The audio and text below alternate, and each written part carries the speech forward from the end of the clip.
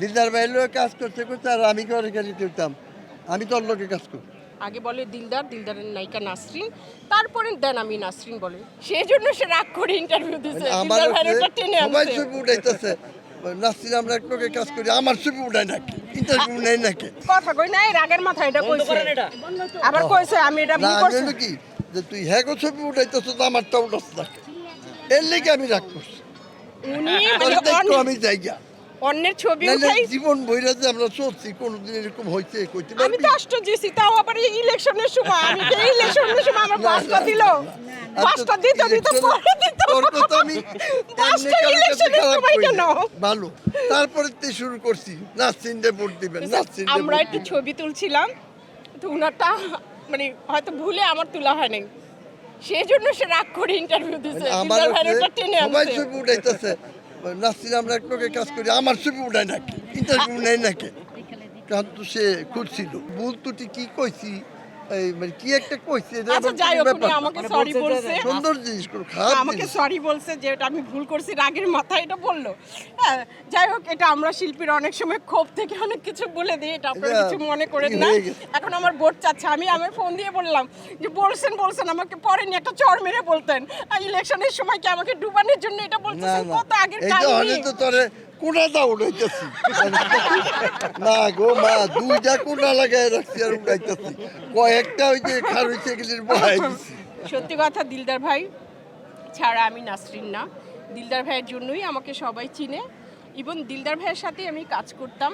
দিলদার ভাই আমার সাথে কাজ ছেড়ে দিয়েছিল বিধায় আমি পরে অন্য অন্য হিরোদের সাথে বোন, তারপর আইটেম সং বিভিন্ন কাজ করে বাঙালি ভাইয়ের সাথে কাজ বাস্তব করেছি। বাস্তব এটা সত্য কথা, দিলদার ভাই আমার সাথে কাজ করতে চাননি, তার পরিবার থেকে একটা চাপ ছিল। আমি কিন্তু তার ছাড়ার মতো ওই সময় আমার বয়সও হয়নি, আমার যোগ্য হয়নি। যাই হোক, আমি সবসময় তাকে বাবার জায়গায় রেখেছি, সে আমার বাবার মতো, তার জন্যই আমাকে দর্শক চিনে। আগে বলে দিলদার, দিলদারের নায়িকা নাসরিন, তারপরে দেন আমি নাসরিন বলে।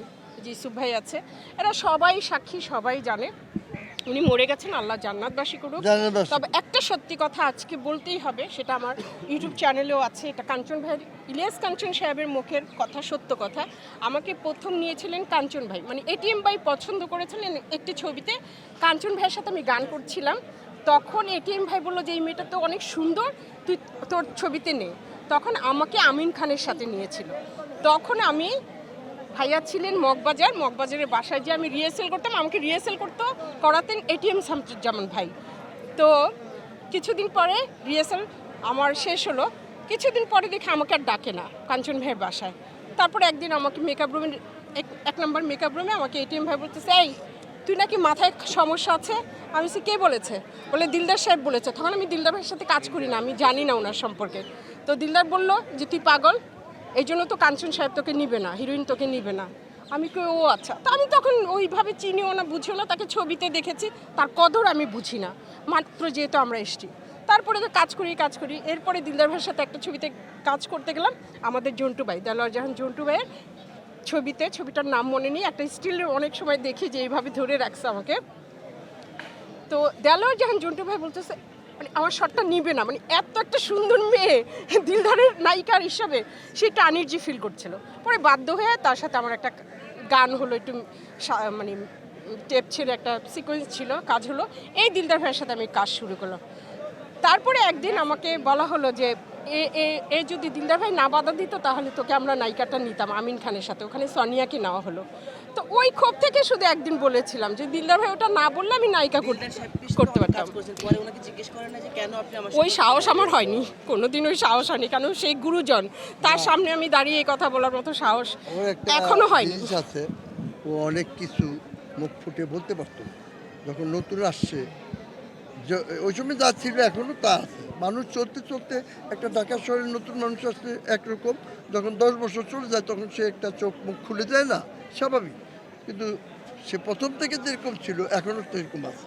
এবং দিলদার ভাইয়ের সাথে তারা অনেক ঝুঁকি করছে, অনেক ছবি করছে। সত্যি সেটা না, কথা। আমার তার সাথে এমন একটা সম্পর্ক ছিল, তার মেয়ের যখন বিয়ে দেয় আমি তার মেয়ের বিয়েতে ছিলাম, মানে হ্যাঁ। কাবিন যেদিন হয়, তার মামতো ভাই বিয়ে করেছে, মানে দিলদার ভাইয়ের ওয়াইফ, বোনের ভাইয়ের ছেলেকে দিয়ে বিয়ে করিয়েছে। কাবিনের দিন কিন্তু আমি ড্যামরাতে আমি ছিলাম, কিন্তু দেখেন আমার দুর্ভাগ্য, বিয়েতে যখন আমি সবারকে দেখি আমাকে দেখি না। হ্যাঁ কে জানি বলেছে, আমাদের একটা সিনিয়র বোন ছিল, এই কাজটা সে করেছে, এটা আমি পরে জানতে পেরেছি। তারপরে আমরা হ্যাঁ, মানে না বলেছিল একটু হাবিজাবি বলেছিল, যাই হোক এই ভয়ে সে কাজ করে, ওই বিয়ে তো আমি নিই শুধু ওই কারণে, এরপরে থেকে আমার সাথে কাজ করা ছেড়ে দিয়েছে। এটা দিলদার ভাইয়ের কোনো দোষ না, এটা পারিবারিক একটা চাপের মুখে পড়ে সেটা করেছে। তো এইটা আসলে বড় কিছু না। দেখেন দিলদার ভাইয়ের সাথে নায়িকার কিন্তু অভাব ছিল না, তবে এইটা আপনাদের মানতেই হবে, আপনারা বিশ্লেষণ করলেই পাবেন না, তার না, আগের একটা ছবি। কথা বলবো, একটা কথা আছে, তুই আর কইস না, তোর দম বাইজা দেবো গা। ও যখন আইছে ফিল্মে, ও এত সুন্দরী, ও নায়িকা হওয়ার উপযোগ, সোজা কথা। দিলদার ভাইয়ের লোক কাজ করতে করতে আর আমি করে গেলে করতাম, আমি তোর লোকে কাজ করি, কারণ তুই অনেক সুন্দর। তারপরে আমরা একটা ছবি করছি সালমান শাহর সাথে, কিন্তু আমি কোনো ছবি করিনি, একটা ছবি করছি, তোমাকে চাই। ও আমার লোকে পিয়ার গান করছে, ব্লকবাস্টার বাম্পার হিট ছবি। আর ছেলেটা এত ভালো, আমার কখনো উস্তাদ, কখন বস, কখন বড় ভাই, কোনো মেকআপ নিত না ভাই, থাক এখন ভাইয়ার কথা বললে অনেক খারাপ ডাইরেক্ট লাগবে। শট দিয়ে দিত এইরকম। সে এরকম করছিল, এই কথা না করি পারি না, তারটা আমি সে নিজে দেয়। তখন ডাইরেক্টর কইতে, তুমি আমাদের ফিউচার, তুমি হ্যাঁ, এইভাবে ভাইয়ার দাবি অনেক দিতে ঘাড় গেলে আজকাল তো মুচকিয়েছে। হয়ে যাবে, তখন আমরা তোমার মতো একটা হিরো পাবো কোথায়?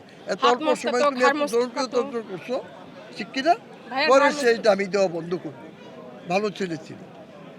আর ও তো ওই সময় অনেক সুন্দরী আসছিল, আমিও বুড়া হয়ে গেছি, হ্যাঁ ও বুড়ি হয়ে গেছে। বুড়া কিন্তু হতে আমারে হবে, কয়, মরতে হবে, এটাই সত্য। এই আমারে কয় বয়স পেলে আমার কম আছে। আরে অবশ্যই দেখেন, আমরা যখন আসছি তখন মনে হয়েছিল বুড়া, না না না, তখন বুড়া মনে হয়েছে, এখন বুঝতে পারছি আর আর মনে ওরে হয়। আমি কই, তোর বয়স তো আরো কম আছে। দোয়া করবেন সবাই, আমি কিন্তু নানা দর্শক হয়ে ভাই গেছি। বোনেরা দোয়া করবেন, সুন্দর না থাকলে আমি আপনারা নানা হয়ে গেছি, ভালোবাসবেন আমার না। এক ছেলে এক মেয়ে, ছেলের দুইটা, মেয়ের দুইটা নাতি, একটা নাতনি। এখন মালয়েশিয়া গেছে। আচ্ছা আমি একটু নির্বাচনে ছুটি দাঁড়িয়ে আছি, বেড়াতে। আমার জন্য দোয়া করবেন। শিল্পী ভাই বোন অনেকেই ফোন ধরেন ও নাই, দাঁড়াইছে। অনেকে হয়তো দেশের বাইরে আছেন, আমার জন্য দোয়া করবেন, আমি জানি জয়যুক্ত হয়ে আপনাদের সেবা করতে পারি।